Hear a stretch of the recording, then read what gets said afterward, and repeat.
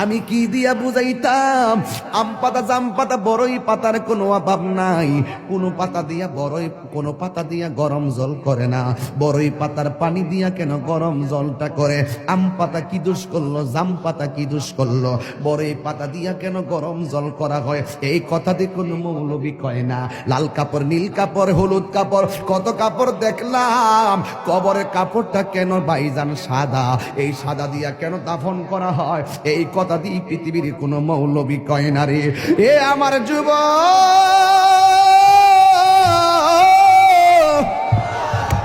কি দিয়া বুঝাবো কবরটা কেমন ডেঞ্জারাস? কি দিয়া বুঝাবো মরণটা কত কঠিন? কি দিয়া বুঝাবো তাহিরের যে একটা দিন চলে যাওয়া মানে হলো আমার জীবন থেকে চিরদিনের জন্য দিনটা চলে গেছে। কোটি টাকা দিয়েও এই ঘন্টার সময়টা আনতে পারতাম না। এখন আমি শ্বাস ফালাইতাছি, একটা টাকা বিল দেওয়া লাগে না। নদীর পারে হাওয়া খাই, বিল দেওয়া লাগে না। পল্লী বিদ্যুতের ফ্যান বাতাস খাইলে বিল দেওয়া লাগে। আইসিইউতে ঢুকা গেলে দিনে 50,000 টাকা গোনা লাগে। আমার আল্লাহ যে কত নিয়ামতের বাতাস আমরা ঢুকাইতেছে, বাইরে কইরাইতেছে, একটা টাকা বিল নেই না। আল্লাহ কয় বিল লাগতো না, শুধুমাত্র তোরা 5 বার আইসা কপালটার মাটির মধ্যে লাগাইয়া দিবি। সুবহান রাব্বিয়াল আলা বলবি।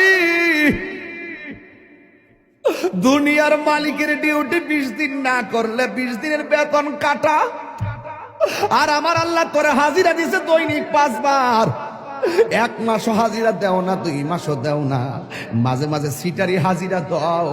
কিন্তু আমার আল্লাহ ইচ্ছা করলে তোমার গলার মধ্যে কাটা লাগাইয়া আমার আল্লাহ রিজিকটারে বন্ধ করে দিতে পারে। এরপরও আমার আল্লাহ রিজিক বন্ধ করে না কেন জানো নি? কারণ হলো আমার আল্লাহ কয় আমি আল্লাহ তোরে মায়া কইরা বানাইছি, মায়া লাগে। আপনি আল্লাহরে বলবেন আল্লাহ, আল্লাহ গো, আল্লাহ গো। এই দুনিয়ায় বিপদে পড়লে কত মানুষ তোরে সহযোগিতা করে, কিন্তু হাসরের ময়দানে কেউ কাউকে চাইবে না। আমার আল্লাহ জবানটারে বন্ধ কইরা আল্লাহ ওই হাতের সাক্ষী হাত দিবে, পায়ের সাক্ষী পা দিবে।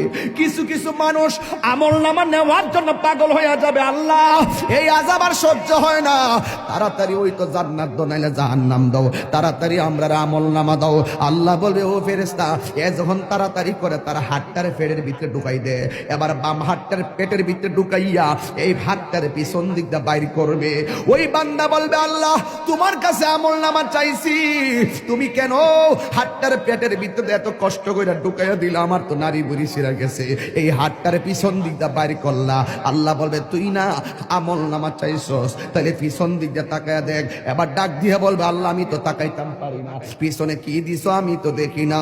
আল্লাহ বলবে ও ফেরেশতারা, ও কি আমল নামা দেখতে চায়, গাটটারে ভাঙ্গা দে। এবার গাটটা ভাঙ্গা পিছন দিক দিয়ে ফিরাইয়া দিব, তাকায়া দেখবো তার হাতের মধ্যে জাহান্নামের টিকিট। হায় রে, অনেক মানুষ আল্লাহর কাছে হাসরে মাঠে পানি চাইব, আল্লাহরে কইব আল্লাহ পানি পান করমু, পানি। আল্লাহ বলবে নাফরমানদের জন্য জাহান্নামের নিচ থেকে পুষ তুল, পুষ তুইলা দে পানি পান করার জন্য। জাহান্নামের নিচ থেকে পুষ তুলে দেওয়া হবে, ওই পুষগুলো তারা খাইতে থাকবে, সাথে সাথে জিহ্বাটা গলে পড়ে যাবে। আবার খাবার চাইবে, জাক্কুম নামক ফল দেওয়া হবে, গলার মধ্যে যাইয়া আগুনের কুণ্ডলিপি হয়ে যাবে। এই জন্যই তো মানুষের চেহারা দিয়া কাউরে আল্লাহ দোজকি দিবে না, এই জায়গার মধ্যে পশু পাখির চেহারা লাগাইয়া দোজকি দিবে। কারণ এই চেহারাটা হলো আল্লাহর কুদরতি রহস্য। কথা বলেন ঠিক কিনা? মানুষ হলো আল্লাহর রহস্য। ও যুবক, এই মানুষই আল্লাহ দুনিয়ার দিকে নিব, কত বাহানা কইয়া নেয়। ইমানদারের রূহটা যেই মাত্র নিয়ে যাবে, আল্লাহ একটা ফেরেশতারে ডাক দিয়ে বলবে ফেরেশতা জান্নাত থেকে একটা সাদা কাপড় ল।